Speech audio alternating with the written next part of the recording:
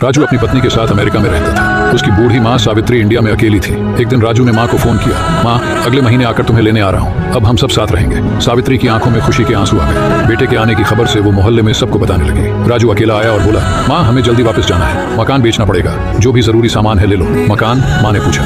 हाँ माँ, अब हम सब अमेरिका में रहेंगे। बूढ़ी आंखों ने मकान को निहारा। राजू ने मकान बेच दिया। सावित्री ने जरूरी सामान लिया और एयरपोर्ट पहुंची। राजू ने कहा, माँ तुम यहाँ बैठो, मैं सामान और वीजा का काम निपटा लेता हूँ। काफी समय बीत गया। सावित्री बार बार दरवाजे की तरफ देख रही थी। अंधेरा हो चुका था। तभी एक कर्मचारी ने पूछा, माँ जी किससे मिलना है? मेरा बेटा मुझे अमेरिका ले जा रहा है। सावित्री ने कहा, अमेरिका की फ्लाइट तो दोपहर में ही चली गई। कर्मचारी ने कहा, क्या?